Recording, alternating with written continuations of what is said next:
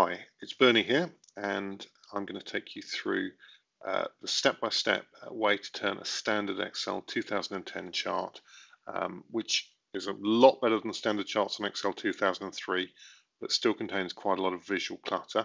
So we're going to create a chart and we're going to strip the clutter out. Doing this is the first step in a three-step process for building Blink reports and Blink dashboards.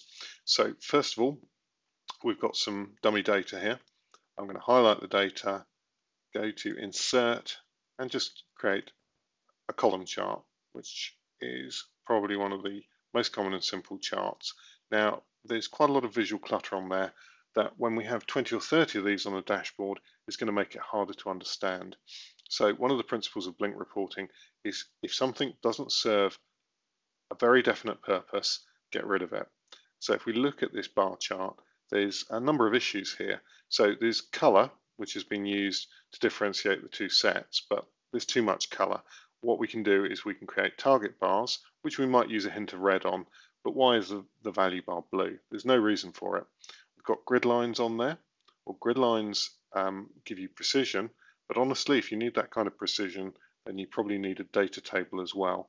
And we've also got tick marks along the bottom axis, which are not helping understanding.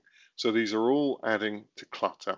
So first of all, we're going to highlight the grid lines and remove that. We're going to get rid of the tick marks as well by double clicking on the axis. Major tick marks set to none. We're going to do the same on the horizontal axis. Major tick marks set to none. I'm going to close that. Now, what I'm going to do here is turn the target series into target bars, and I'll show you what these look like. So we're going to go, we've highlighted the target data set. We're going to change chart type. We're going to choose align with markers. And we're now going to get rid of the line and change the target type. So first step is line color. We're going to set to no line. And then marker style, marker options, sorry. And choose built-in, and we're going to go for a flat bar, and we're going to crank up the size by a couple of points and close that.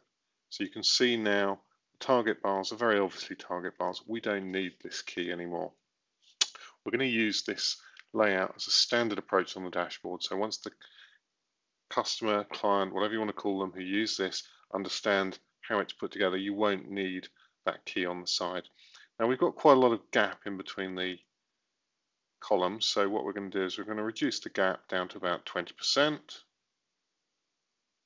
Okay, and we're also going to change the fill of the bar to grey. So we're going to choose solid fill and grey because we really don't need color to convey information. We only use color if it's actually telling us something, or we need to pick out very small items like the target bars. So we'll close that, and that's certainly going in the right direction.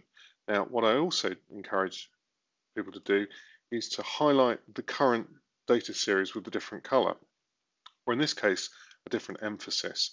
So instead of light gray, we're going to use dark gray, and this is a convention I use throughout my dashboards. So there we have a much simpler chart.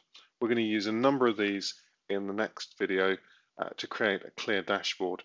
One other point that is worth doing, we want to get rid of that border because it's not doing anything, so border color, no line, and I'd also make the object transparent so that when we start putting our dashboard together, we don't cover up important items. So I've made the background transparent. I also need to make the chart area transparent. So again, we set that to no fill.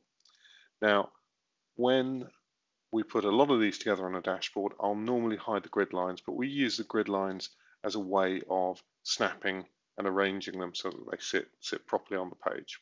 So in a nutshell, that's how we create a single Blink chart from the standard chart in Excel.